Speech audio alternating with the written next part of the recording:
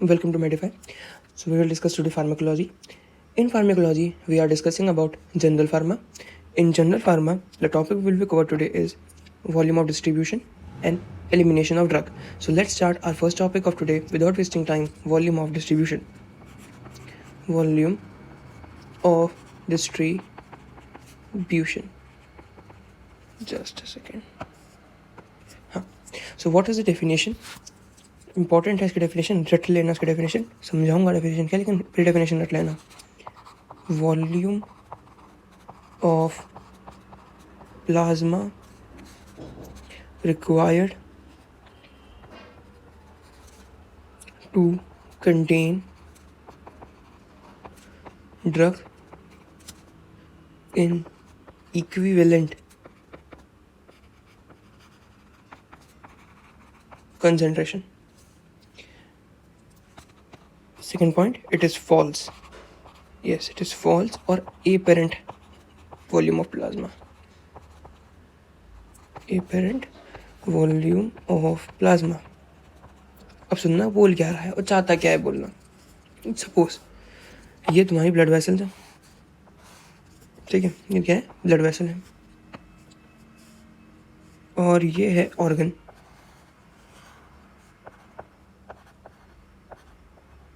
ठीक है, एक सेकंड के लिए अपन वो जो मेथड होता था, कौन सा मेथड, यूनिटरी मेथड के हिसाब से अपन ये जान लो कि इसमें प्लाज्मा है, करेक्ट, इसमें प्लाज्मा है और इसमें भी प्लाज्मा है. इमेजिन, ठीक है, इमेजिन कर लो कि इसमें भी प्लाज्मा है. ठीक है, देखो इसको समझने के लिए अपने को दो अजम्पशन मानने पड़ेंगे. पहला अजम्पशन कि ब्लड में तो प्लाज्मा है, ब्लड के बाहर जो ऑर्गन है उसमें भी प्लाज्मा है, और जितनी ड्रग है, ड्रग जो है मान लो 100 mg है, तो वो 100 mg की 100 mg ड्रग इसी ऑर्गन के लिए है, दूसरा ऑर्गन में नहीं गई है. ठीक है, इसको मानना पड़ेगा. ये दो अजम्पशन है, इसको लेके चलना पड़ेगा. पहला कि ऑर्गन भी प्लाज्मा है, मतलब ऑर्गन भी प्लाज्मा का ही बना हुआ है पूरा. और सेकंड कि all drug goes to single organ, जो कि प्रैक्टिकली पॉसिबल नहीं है. अलग अलग एब्जॉर्प्शन होते हैं ड्रग के, लेकिन फिर भी चलो. सो अपने बॉडी में प्लाज्मा कितना है, ये तो सबको पता होगा. अपनी बॉडी में प्लाज्मा है 5 लीटर. ठीक है, सपोज करो कि मैंने एसिटोमिनोफेन दी इंट्रावीनसली, वो तो अपन ओरली देता है, लेकिन इंट्रावीनसली मैंने दी. कितनी दी, जस्ट फॉर 100 mg, सिंप्लिसिटी. ठीक है, अब ब्लड में इनिशियली कितनी है, उसको अच्छे से करें. तो ब्लड में इनिशियली वो कितनी है, 100 mg. इनिशियली वो 100 है. सपोज वो आई, जैसे वो ऑर्गन के साइड पे आई कि भाई डिफ्यूजन होना, यहाँ पे अब डिफ्यूजन होना है ड्रग का, तो वो जाके कितनी चली जाएगी इसमें, जस्ट फॉर इमेजिन इसमें चली गई वो 50 mg इसमें चली गई, और 50 mg ब्लड में रह गई. तो ये 50 mg क्या हुआ, डिस्ट्रीब्यूट हो गई. अब कैलकुलेशन अब शुरू हुई है. देखो अपने पास 5 लीटर प्लाज्मा है, और ड्रग फाइनली कितनी है अपने पास, ये तो इनिशियल है ना, ये फाइनल है.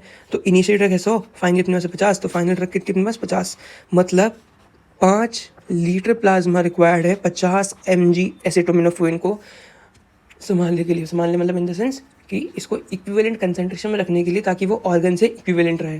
कि हाँ भैया अब जो है वो ड्रग प्लाज्मा से ऑर्गन में नहीं जा रही है. क्यों नहीं जा रही है, क्योंकि कंसंट्रेशन सेम हो गई है. अब कंसंट्रेशन सेम कैसे हुई, जब प्लाज्मा एक एब्सोल्यूट अमाउंट में होगा, वो अमाउंट हमारी 5 लीटर है.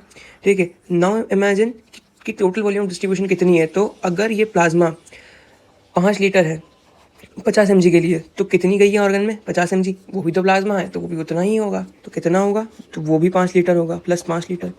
तो total volume of distribution for acetaminophen is 10 litres. समझ में आया, इतना प्लाज्मा आ गया, कितना वॉल्यूम ऑफ डिस्ट्रीब्यूशन आ गया, 10 लीटर आ गया वॉल्यूम ऑफ डिस्ट्रीब्यूशन.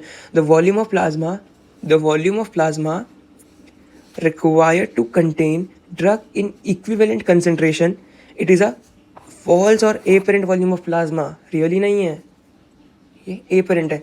लॉजिक समझ में आया? चलो एक और चीज़ डिस्कस करते हैं।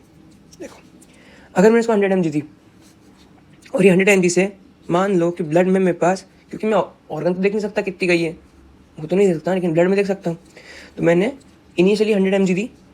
अब मैं क्या कर रहा हूँ, अब मैं सेकंड केस डिस्कस करता हूँ तुम्हारे साथ। ये देखो, ये मेरा वो ब्लड वेसल है, ठीक है। तुमको प्रॉपर एग्जाम्पल दूंगा, अब देखना। ये ऑर्गन है, किसका बना हुआ है? प्लाज्मा का। वेरी गुड, है ना। इसमें क्या है? प्लाज्मा। Very good. हाँ, तो सबसे पहली चीज़ कि मैंने इसको ड्रग दी। इस बार मैंने इसको एसिडोमिनोफेन नहीं देके थैलेमाइड दी, ठीक है। थैलेमाइड याद रखना, थैलेमाइड एक टेट्रोजेनिक ड्रग होती है। टेट्रोजेनिक ड्रग मतलब प्रेगनेंसी में नहीं देते, ठीक है। ये छोटी छोटी चीज़ें याद होनी चाहिए। कभी घर वाला पूछ रहे तुमसे कौन सी दवाई खाऊं, वो अगर प्रेग्नेंट है तो क्या बोलोगे? थैलेमाइड। नहीं ना, थैलेमाइड तो खाना ही मत, ठीक है। भले भले कोई से बताओ नहीं, ये तो बता देना कि थैलेमाइड मत खाना। चलो, तो मैंने इसको 100 mg दी, थैलेमाइड दी, चलो ठीक है, इंट्रावेनसली थी। अब वो जो 100 mg है वो इनिशियली है। मैंने थोड़ी देर बाद, मान लो कुछ 5 से 10 मिनट के बाद ब्लड सैंपल लिया, और ब्लड सैंपल में फाइनली मैंने देखी कि अपने पास ड्रग ब्लड में कितनी है? 25 mg। अब टोटल कितनी थी? 100 mg माइनस 25 mg, यानी कि ऑर्गन डिपोजिशन कितना हो गया? 75 mg का। अब आओ, 25 mg के लिए कितना प्लाज्मा है? 5 लीटर। तो 75/25 कितना हो गया? 3, यानी कि इसके लिए कितना चाहिए? इंटू 3 इंटू 5 लीटर्स, यानी कि 15 लीटर्स हो गया ऑर्गन में। अब टोटल वॉल्यूम ऑफ डिस्ट्रीब्यूशन कितनी है? 5 लीटर्स, जो कि प्लाज्मा में है, मतलब ब्लड वेसल्स में है, और 15 लीटर जो कि वेसल्स के बाहर है, extra vascular deposition, plus 15, total कितना हो गया? 20 litres. This is volume of distribution for phthalimide. गलत है पता, सही नहीं है, थैलेमाइड का अलग होता है, लेकिन मैंने एग्जाम्पल लिया है। समझ में आया तुमको? थोड़ा थोड़ा दिमाग में वॉल्यूम डिस्ट्रीब्यूशन क्या होता है, बस इतना ही, ठीक है। हाँ, अब बात करते हैं इसके फॉर्मूले की। इसका फॉर्मूला क्या होता है, तो सुनना। वॉल्यूम ऑफ डिस्ट्रीब्यूशन को अपन सिंबल होता है वीडियो, उसका फॉर्मूला होता है dose given upon initial plasma concentration. Initial plasma concentration,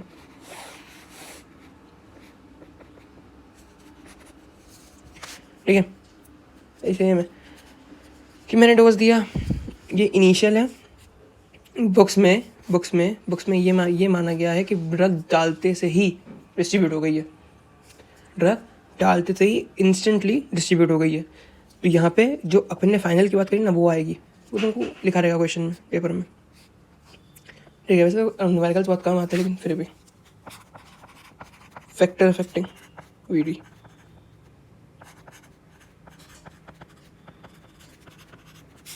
कौन कौन से फैक्टर अफेक्ट करते हैं वीडी को? सबसे पहला ड्रग प्रॉपर्टी, कि ड्रग की कौन कौन सी प्रॉपर्टी होती है जो अफेक्ट करती है। तो सबसे पहला लिपिड सॉल्युबिलिटी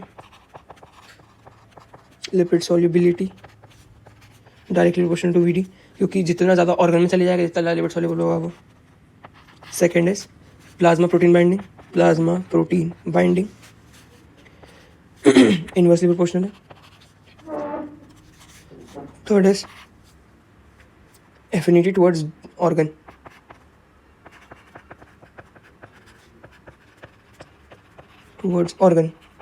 जितनी ज़्यादा होगी उतनी ज़्यादा तुम्हारी वीडी होगी, ठीक है। एग्जाम्पल डाइजॉक्सिन, इसकी एफिनिटी ज़्यादा है towards heart and smooth muscles में कहा सोडियम पोटेशियम एटीपीज,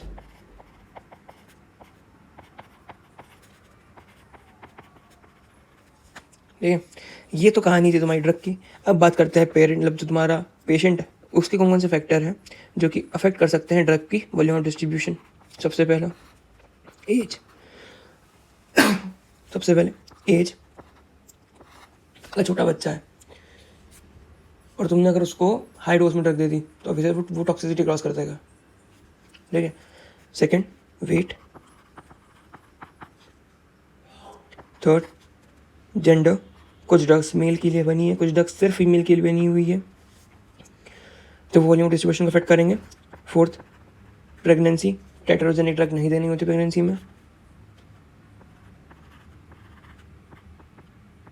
प्रेगनेंसी और डिसीजेज में, कौन सी डिसीजेज में पता होना चाहिए तुमको, CKD, क्रॉनिक किडनी डिसीज, ठीक है, या फिर नेफ्रोटिक सिंड्रोम जिसमें ड्रग तुम्हारी होगी एलिमिनेट नहीं होगी अच्छे से, नेफ्रोटिक सिंड्रोम।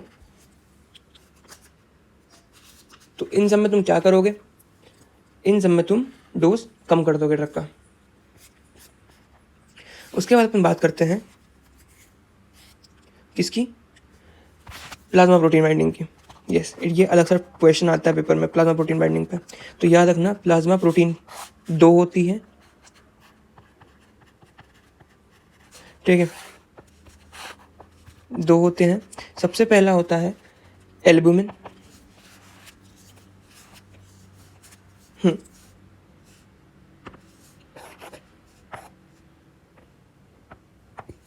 सबसे पहला होता है albumin. Second is alpha 1 acid glycoprotein. अब सुनना ये क्या चीज़ है। एल्बुमिन जो होता है वो एक बेसिक ड्रग, वो एक बेसिक प्रोटीन है, बेसिक प्रोटीन है। एल्बुमिन जो है वो एक एसिडिक प्रोटीन है, देखना नाम में लिखा हुआ है अल्फा 1 एसिड ग्लाइकोप्रोटीन, वो एक एसिडिक प्रोटीन है। बेसिक प्रोटीन से कौन सी ड्रग आके अटैच होगी, बेसिक नहीं, उल्टा होता ना। तो हाँ, बेसिक ड्रग से आके बाइंड करेगी एसिडिक ड्रग,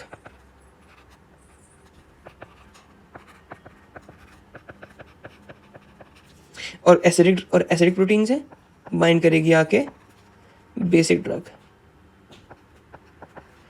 यहाँ पे इंपॉर्टेंट क्या है, यहाँ पे इंपॉर्टेंट होते हैं एग्जाम्पल जो तुम लिखते हो एसिड और बेसिक ड्रग का। तो मैं 3 एग्जाम्पल बताऊंगा तुमको, तीनों इंपॉर्टेंट है, याद रखना।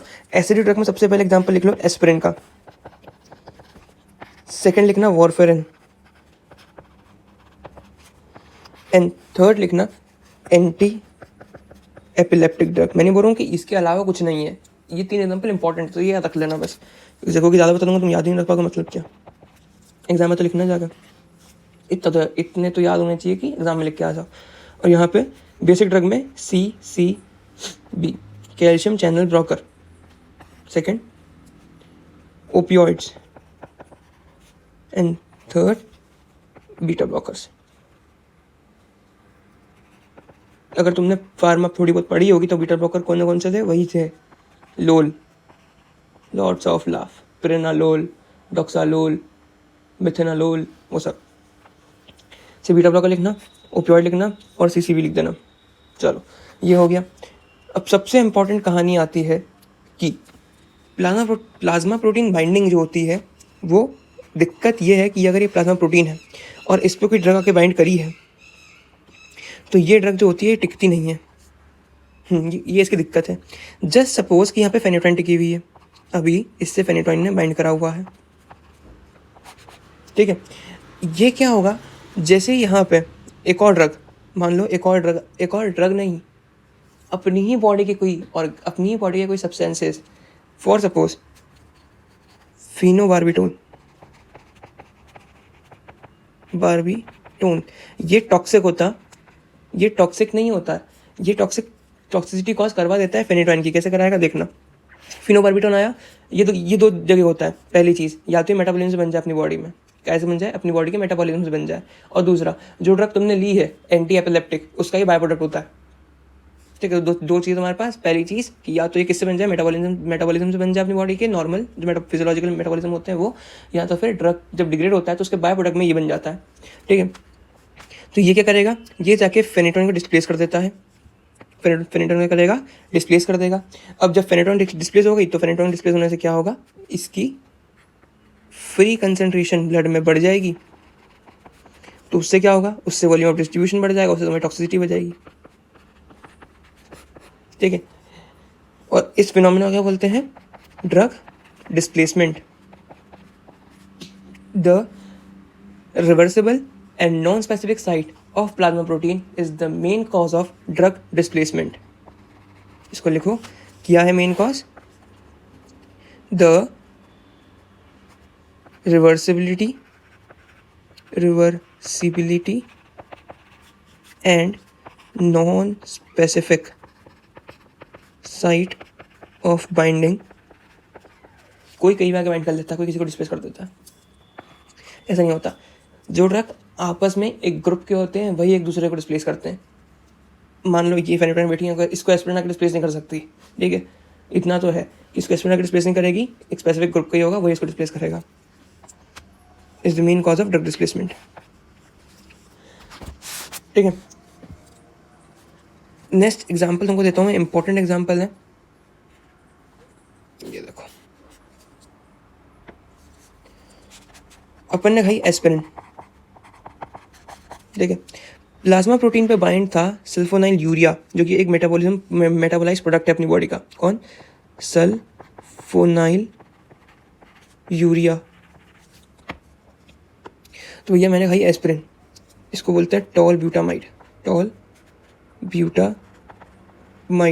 ये ड्रग भी आती है और ये मेटाबॉलिज्म से ही बनता है। तो भैया ये अटैच है हमारे प्लाज्मा प्रोटीन से। अब क्या हुआ, अब जैसे ही यहाँ पे एस्पिरिन आया घूम के, इसको इसने डिस्प्लेस कर दिया। जैसे ही टॉल ब्यूटामाइड डिस्प्लेस हुआ, इसकी कंसंट्रेशन बढ़ी फ्री वाली प्लाज्मा में, उससे वॉल्यूम ऑफ डिस्ट्रीब्यूशन बढ़ गया, उससे ये पेनक्रियास में चले जाएगा। कहाँ में जाएगा? पेनक्रियास में जाएगा। इंसुलिन सिक्रीशन करवाता है, इंसुलिन सिक्रीशन करवाएगा, और जिससे क्या होगी? हाइपोग्लाइसीमिया हो जाएगा।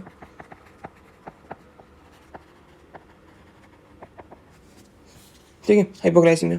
तो ये बहुत सारी चीज़ें होती हैं इसमें। अब इसमें इंपॉर्टेंट क्या है वॉल्यूम ऑफ डिस्ट्रीब्यूशन में?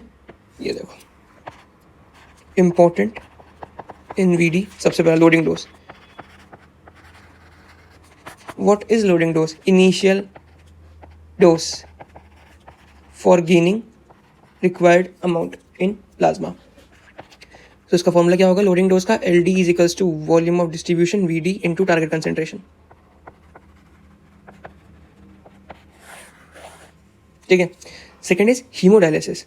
ये एक अलग से टॉपिक है हीमोडायलिसिस, लेकिन ये यूजी लेवल पे इतना अपने को पढ़ना नहीं रहता है। ठीक है, क्या पढ़ना है? हीमोडायलिसिस।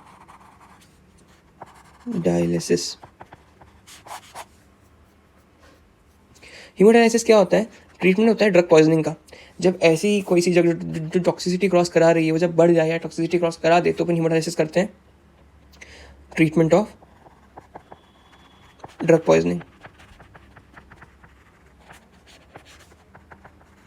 ये किसके लिए करते हैं? तो याद रखना, haemodialysis will only for low VD, जिनका वॉल्यूम डिस्ट्रीब्यूशन लो है, plus low plasma protein binding. अच्छा, अगर प्रोटीन बाइंडिंग, हाँ, अगर VD ज़्यादा हुआ तो क्या होगा? अगर VD ज़्यादा हुआ तो वो ऑर्गन में होगी। ठीक, कहाँ होगी? ऑर्गन में चली जाएगी ड्रग सारी। अब अगर वो ऑर्गन में चली गई तो मैं ब्लड को कितना ही प्यूरीफाई कर लूँ, वो ड्रग थोड़ी मिल रही है। ठीक है, तो हाई VD के तो काम का है ही नहीं। और जो हाई प्लाज्मा प्रोटीन बाइंडिंग होती है, तो प्लाज्मा प्रोटीन बाइंडिंग अगर बढ़ जाए तो क्या होगा? तो इस लिंक नहीं कर सकते। हाँ, और अगर प्लाज्मा प्रोटीन बाइंडिंग बढ़ जाए तो क्या होगा? तो ड्रग जो होगी वो प्लाज्मा प्रोटीन से टाइटली बाउंड होती है, और फिर वो ड्रग जो होती है इनका बॉन्ड टूटता ही नहीं है। तो मैं कितना ही ड्रग सोल्यूशन में घुमा लूँ, कितना ही ब्लड घुमा लूँ सोल्यूशन में, ड्रग नहीं निकलेगी बाहर। तो इसलिए इनके लिए भी नहीं करेंगे।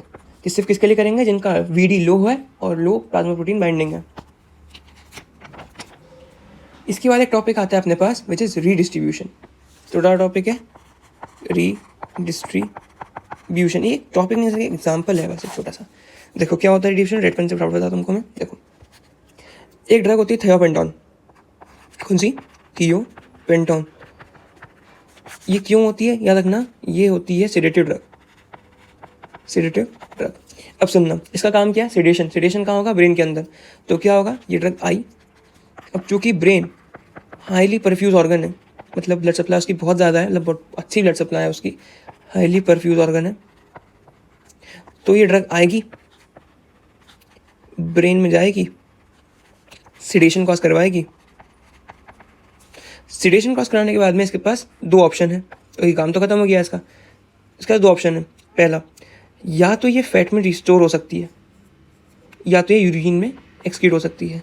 95% ड्रग्स जो होती है वो यूरिन में चली जाती है, लेकिन जो हाईली लिपिड सॉल्युबल होती है, हाईली लिपिड सॉल्युबल होती है वो बॉडी के फैट में जाके स्टोर हो जाती है। और क्यों स्टोर होती है? ताकि जब इसका इफेक्ट कम हो जाएगा, ठीक है, तो बॉडी के फैट में जाके स्टोर हो गई है और ये रीडिस्ट्रीब्यूट हो गई है फैट के अंदर। और ये क्यों है फैट के अंदर है? क्योंकि जब इसका इफेक्ट कम हो जाएगा तो ये ड्रग बाहर निकल के वापस सेडेशन करवा देगी, अगेन सेडेट करा देगी, ठीक है, यही है। और ये ऐसे एलिमिनेशन से बच जाती है। ग्रीन में क्या होगा? एलिमिनेशन हो जाएगा, ठीक है। So next chart